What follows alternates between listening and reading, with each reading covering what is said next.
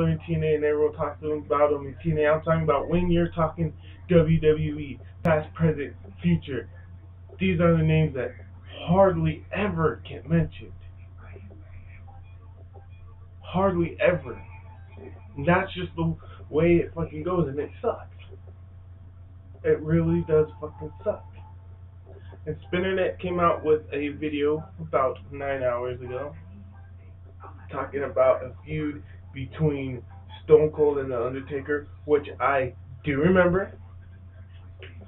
In fact, it wasn't just a few days ago I was revisiting that feud and watching it online.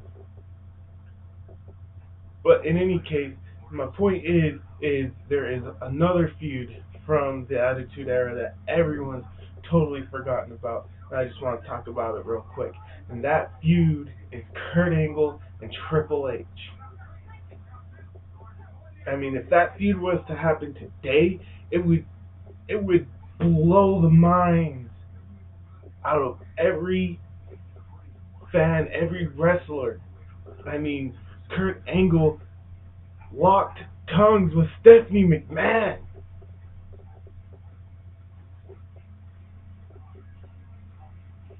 They fought about it. That was probably one of the stronger feuds towards the end of the Attitude Era.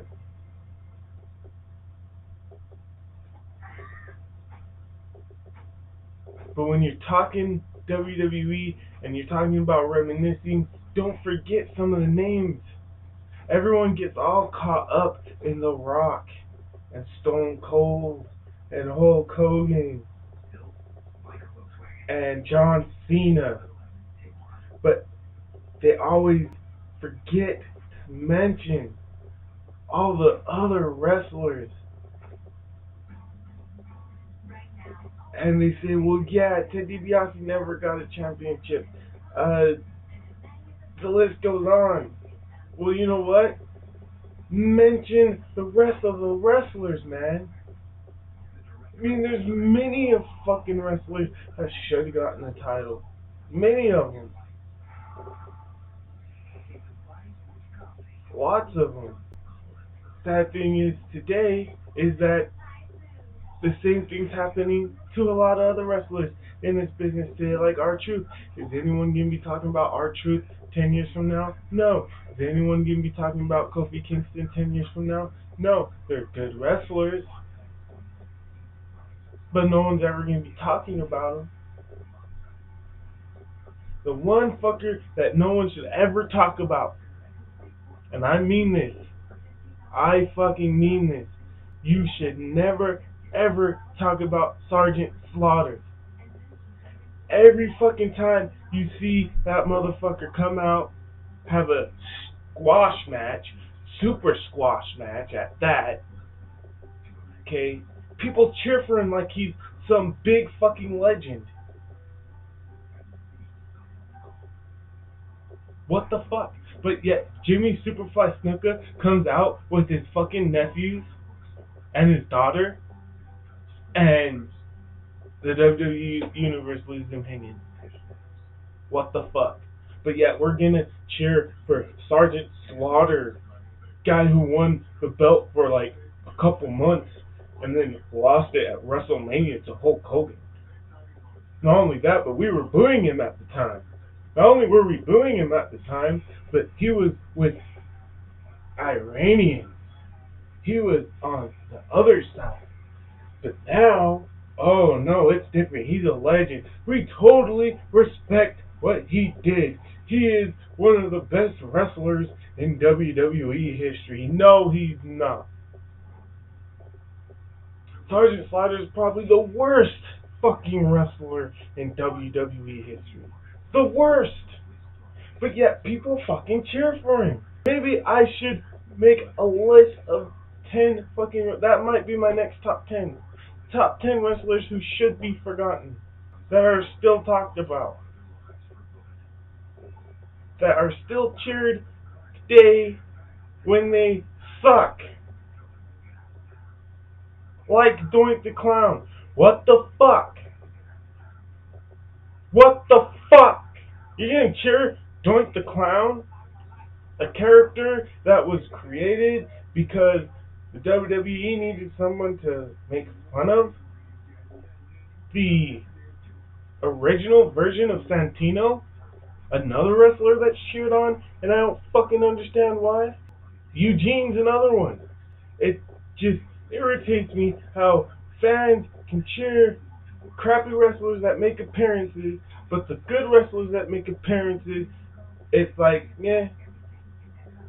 The Rock wasn't even cheered that great when he made his first satellite appearance in 2010.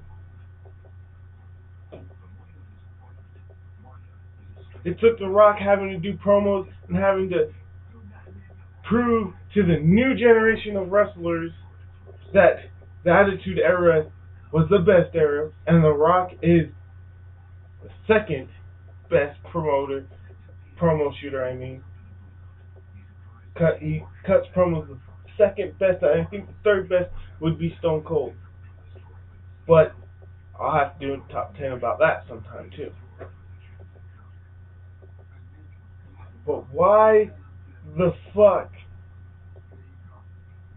do people talk about the shit they talk about? I mean, you have a right to talk about whatever you want to talk about. But expand your mind, expand what you are doing.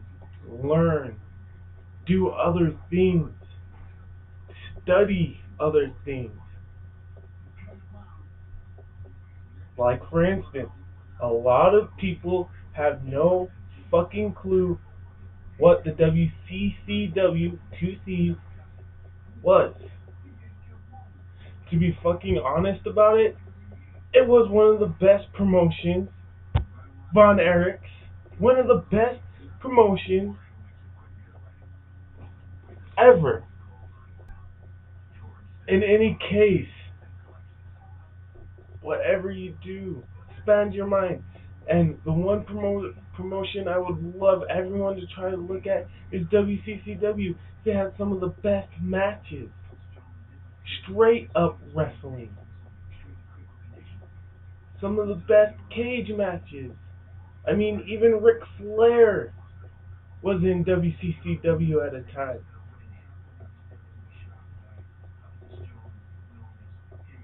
Which reminds me, there's one more wrestler that's been forgotten who came out of WCCW, and that's the Texas Tornado. Texas Tornado, a legend. In my mind, my heart, soul, a legend. Rest in peace. Yes, the Von Erichs, they had problems. Who doesn't? But you know what? When it comes fucking down to it, they did what they loved to do.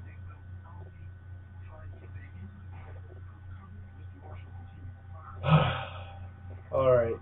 Well, that's my video, top 10, my first top 10 video, and I want to thank Spinnernet because he got me thinking about this. Great video, by the way, as usual. So, subscribe, whatever you guys want to do. I still only have 7 subscribers, but it'll probably soon to grow just because I mentioned Spinnernet's name. Alright. Peace.